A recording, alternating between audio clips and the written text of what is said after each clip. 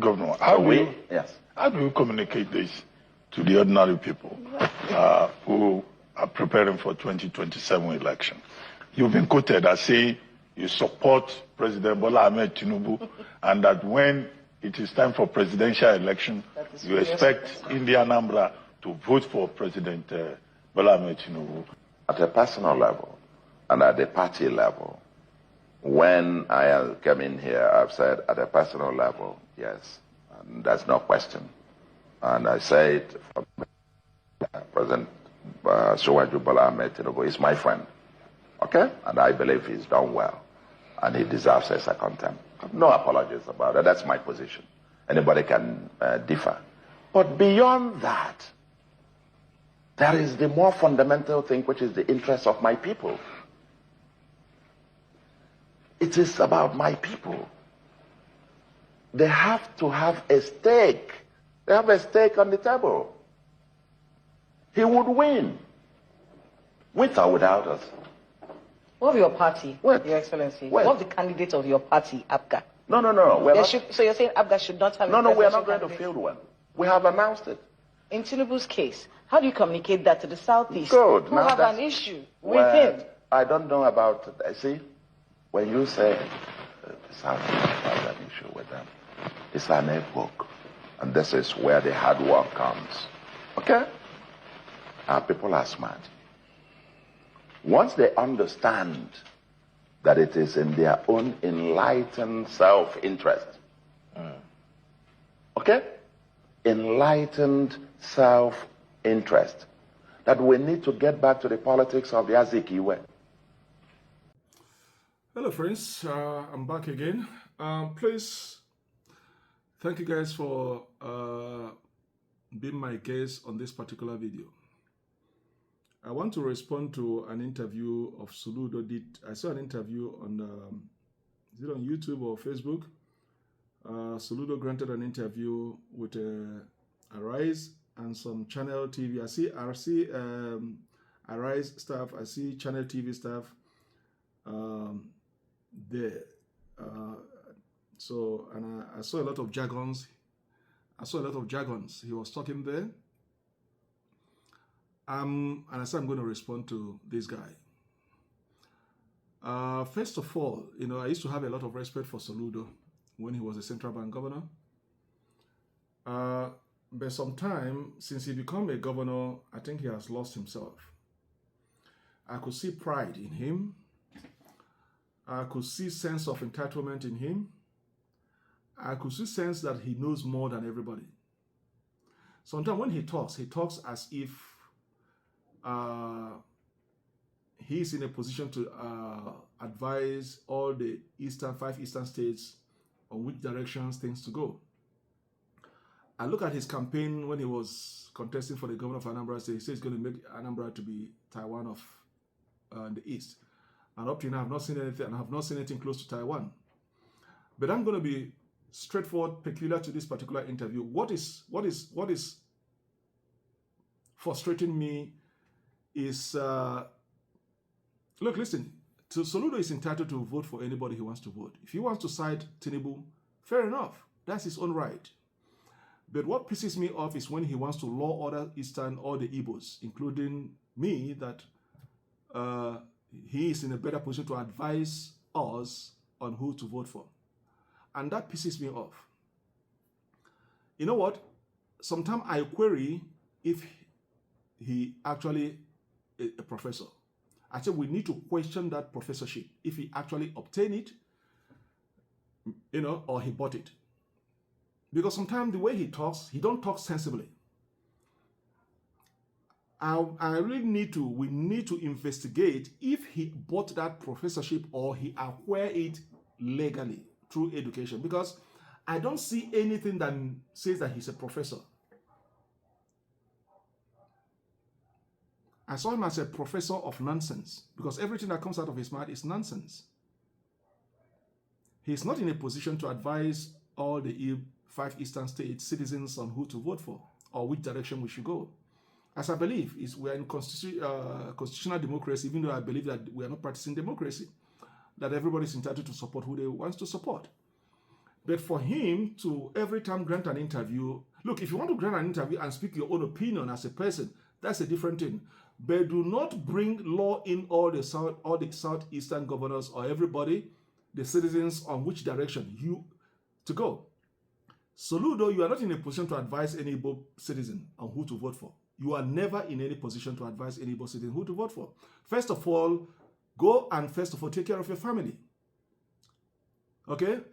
First of all, you cannot even advise your own son, and you want to advise all the 5 Eastern State citizens on who to vote for. I don't care who you are. If you need an advice, you need a lecture, you need an advice on how to organize your home first before you start talking about the rest of 5 Eastern states. If you want to grant an interview on your own personal opinion, you have the right to do it. But what pisses me off is when you want to give a direction on which way the Eastern have to go. You are not in a position to lay that advice. You are the worst governor Anambra State have ever produced. First of all, you talk rubbish all the time. Anytime you talk rubbish. It does not make sense what you talk. You are not articulate enough to explain your visions of Anambra State. Because today you talk one thing, they are not even being conjunctives. You talk one thing, tomorrow you talk something else different.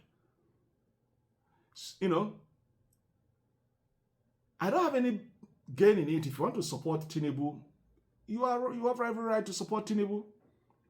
But one thing I don't like is for you to say, for Eastern states to gain, we have to belong to the center. Hey, I have a news for you. Before Abraham, Jesus was. Before Tinubu comes to government, Eastern states have been surviving and even doing much better than the rest of the Western states. The Lagos that is booming today is because of the Eastern people, Igbos, doing business in Lagos. And I can bet you that if port is put in any Eastern state, Lagos is going to collapse. If every importer in the Lagos state relocate to East, Lagos is going to go down. So how dare you tell me for Eastern state to survive, we want to belong to center? For the past 3 years, Tinubu have been in government. What have the Eastern state, what have they gained? Other than your selfishness. The millions and millions of naira they give you guys, what have you done with it? Other than to enrich yourself and your family. I have not seen any evidence of democracy in the Eastern states since the 3 years Tinubu has been there that can give me an assurance that belonging to the center merit enough. What belonging to the center means is to belong under one man, one person who says he's the Lord of the Ring, that can control and tell you who's going to be the citizen of, the chairman of your local government, secretary of your state. No, we don't need it. What you have to understand, in the Eastern state, we have our own minds. That's why they say, we have our own minds. Nobody dictates for us of which direction to go. Nobody forced any Igbo man on which direction to go. Now, let me also remind you, you feel you know better that you want to vote Tinubu. Why don't you migrate from ABGA to APC in your state and see what is going to happen to you? Because you know the dangers in there.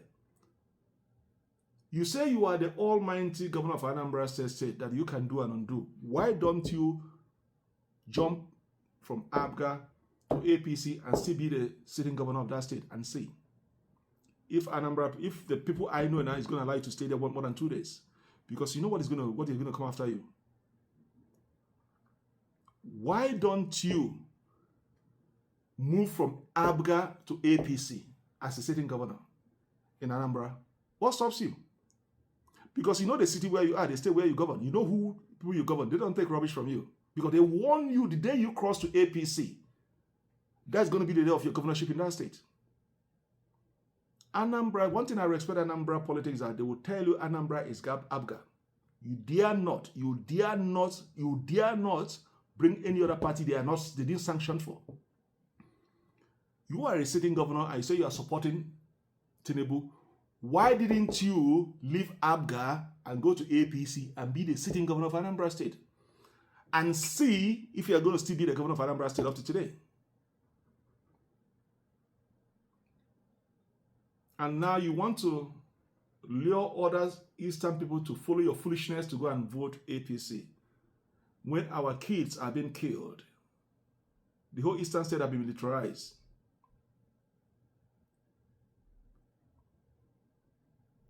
Okay? The youth in the Eastern State have been, they kill them any day, and I haven't seen one day stood up and say enough is enough of this killing. And you want us to belong to the Central to continue your foolishness. I don't see any sense of reasoning in you, because you are not even coherent in your address, in your direction of the Eastern State. All what I see is one man who is egocentric, who wants to live by their own foolishness and want everybody to join them.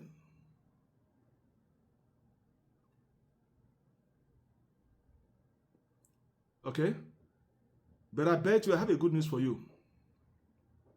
As long as one thing Obi have said, Obi have captured all the Eastern State, even though generation to come, even though he doesn't want to contest 2031, you need obedience to support you. Obi have, for any Eastern person who want to contest any highest office in the land of Nigeria, will have to go and seek the blessing of Obi to allow those followers to follow him. And I can bet you, Soludo, any day, anytime you come out to run for any office, national, and you come, even in your own state, you can't even get even one vote in that state. No any obedience. For every sins you guys are committing now, there's a record. You see Soludo? You see Omahi? You see the governor of... let me just say Soludo, Omahi, and who again in the East? These two candidates, even a dog that is running for presidency is going to defeat you in any presidential election in the East. A dog, not even a human being, against you, paired against you, will win that race against you.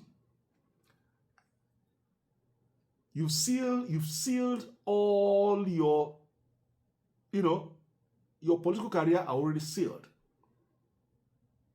If you like, go and be any candidate in the North that is selecting Soludo or Omahi as a vice presidential candidate, just forget about the East. Never will you get any one vote. For these two people, they've sold themselves to the devil. Omahi say he doesn't believe in Biafra. He's not Biafra. No problem. We are going to remind you today you're going to be a vice presidential candidate for any Northern presidency. We are waiting for today you're going to say I'm running for the office of the presidency. Then you come down to the Biafra land or to the East and you are seeking vote. And let's see where you're going to get that vote. Soludo, continue your madness. Okay? Your 8 years is going to elapse. We're going to see the day you are going to vie for office of the presidency or you want to be a vice president for any candidate. Let's see who is going to... Any candidate selecting you as a vice president is killing their presidency. Just forget it. You are done. You're a bad market. Let me go to the governors that have played this smart in the East, the 5 Eastern governors. Look at Imo State governor.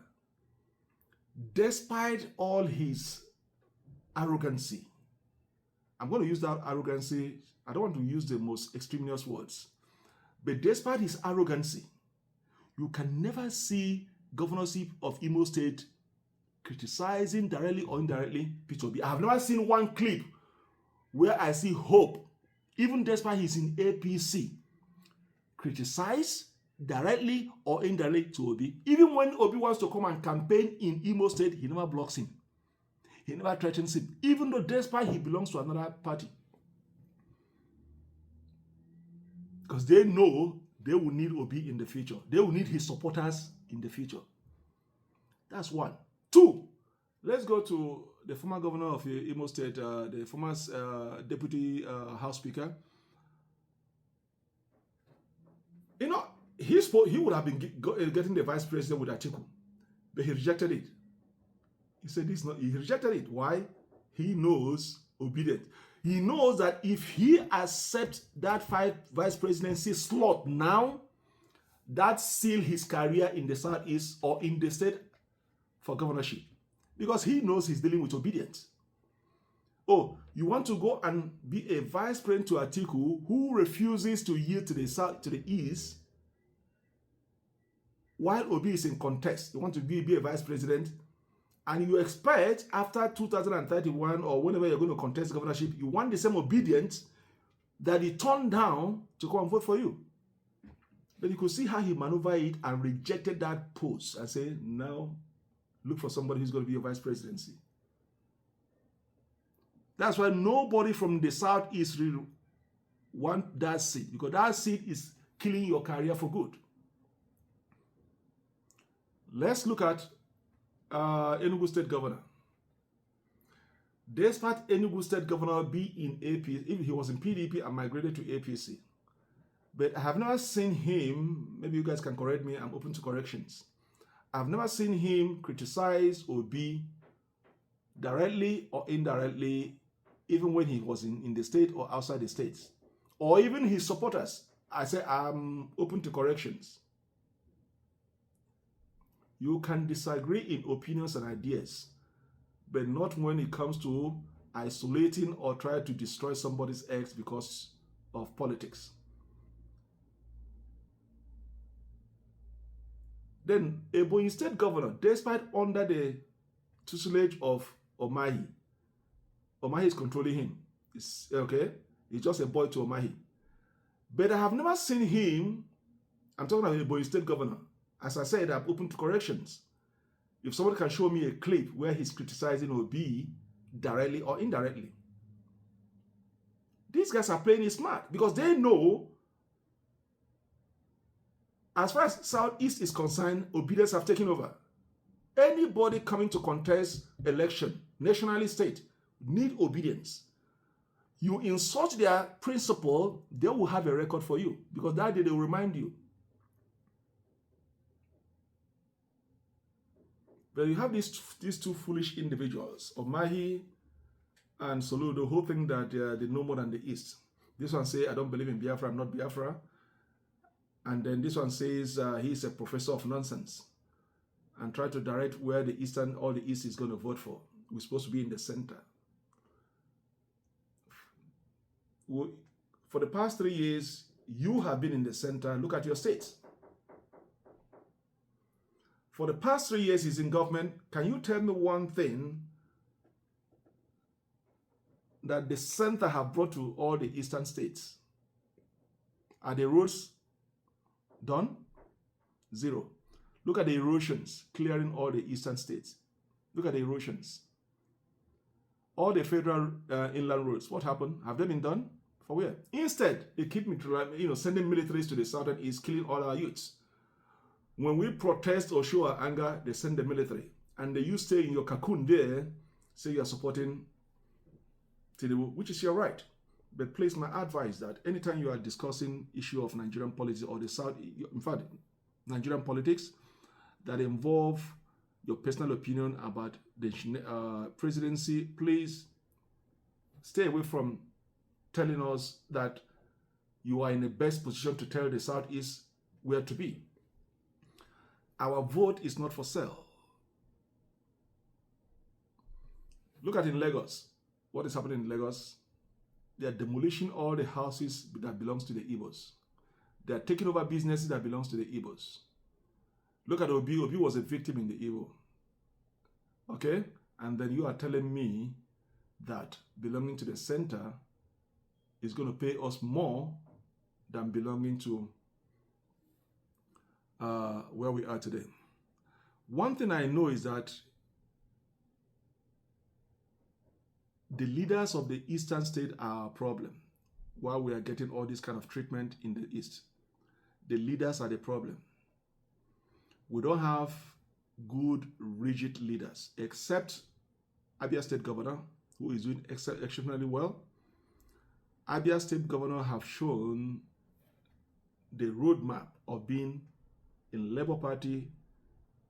When they belong to a Labour Party, There's no godfatherism. You're on your own to develop your state. That is the model Obi is going to use in all states. Just imagine if you have Labour win all 5 eastern states. Just imagine we have 5 eastern governors that is behaving like Abia State governor. You could see the level of development that is going to be coming in there. The problem the eastern states have is leadership. And all these so-called elite feel that, oh, I know how an Igbo man thinks. They are proud, pompous, and arrogant when they tested world. When they tested world, they become arrogant. Oh, why would Peter be a president when he's my junior? I still him by age, over my dead body. That's how an Igbo man that have tested world think. They don't believe in supporting to say, you know what? I will lend my support for him to go there. It is his turn. He merited. An Igbo man thinks when he have tested world, there's more money in his account. Then that's when you see a vicious typical Igbo man. They become jealous. They become idiotic. They become so foolish, arrogant, and pompous. No any Hausa man will attack Atiku the way Soludo is attacking Obi. No any Yoruba man is attacking. They support their own, whether they are good or bad. It's only in Igbo ethnicity that you see an Igbo is trying to arise to a national level or to arise just to bring something back to the community. The same Igbo man is going to be used to bring him down with fictitious promises. Oh, I'm going to make him my vice presidency.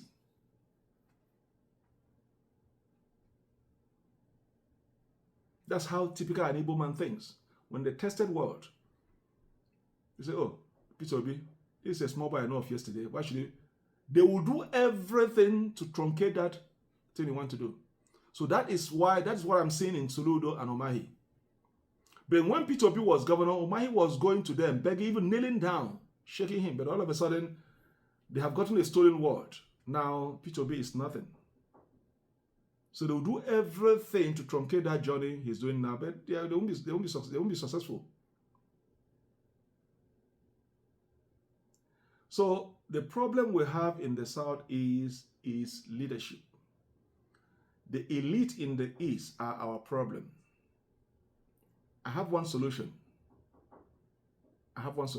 My solution is radical.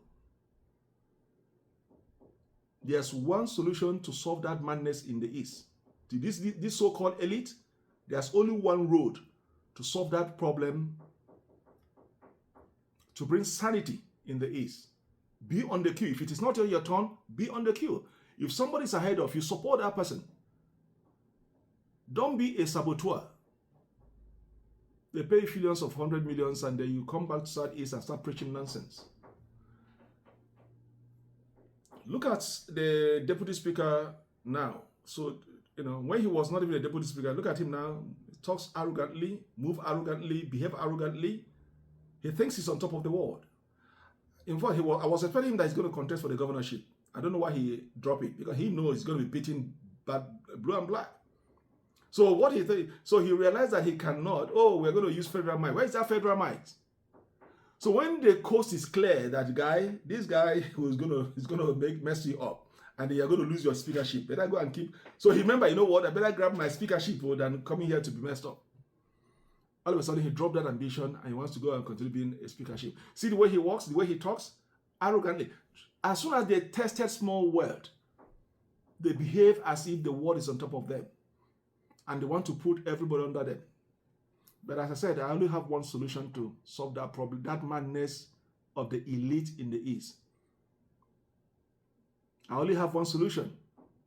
And that's why they are scared. They are scared of Nnamdi Kanu, because they know Nnamdi Kanu is going to cure that madness in the East. If Nnamdi Kanu is released, see that madness in the East, this elite are going to be cured. Because when Nnamdi Kanu talk, everybody listen. Are you going to tell me Nnamdi Kanu is from the Abia?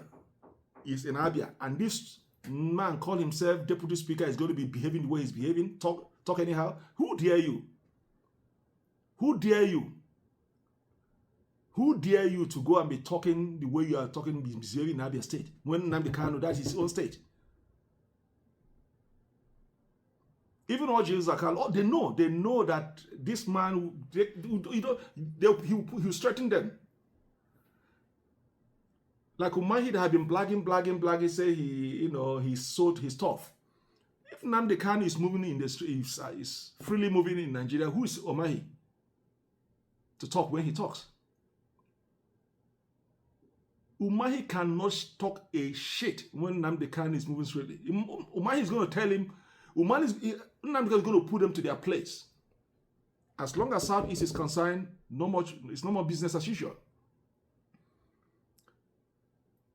And that's why they're holding that man there. I'm not, as I said, we're going to separate the shaft from the reality. As far as I'm concerned, Nnamdi Kanu is not guilty of anything. He did not commit any crime. It's not a crime to seek for referendum. I have every right to seek for referendum if I feel that I don't want to belong with you. It's not a crime. He did not kill anybody. So as far as I'm concerned, my own personal opinion, he did not commit any crime. So all those things they say they are putting on him, this and that, these are all fictitious crimes. They are just painting on him. Okay? There are more people causing more harm and death in Nigeria, moving freely in Nigeria because of where they come from, the ethnicity. They can do everything and go scot-free. But once you belong from the Southeast, they want to throw the book on you. So let's call a spade a spade. So I've talked a lot, talked at length. I've touched several things that is happening, but I want to address this madness of Soludo, and that is why I say, you know what, Soludo, you're not in a position to tell us what to do. Keep your madness to yourself and keep your advice to your family. First of all, charity begins at home. If somebody that needs advice, you need advice. You don't advise the Easterners on which directions to go. We have our mind of our own, and we make our own decisions. The Igbos are not who are going to be subjected to any authority, okay? Because when you push us to the wall, we'll bounce back. We might give you the respect according to the respect that you deserve, but if you don't take that respect accordingly and behave accordingly, then whatever you're going to get in return, you deserve it. So that is what I'm going to say in conclusion to this madness interview that I just listened. That is irritating and uncondescending for him to say that he's going to give directions to where the Easterners are going to vote. You don't have that right to direct us where to vote. Okay, so that is my take on it, and I believe that you guys are going to keep watching. See you guys in my next video. Bye-bye.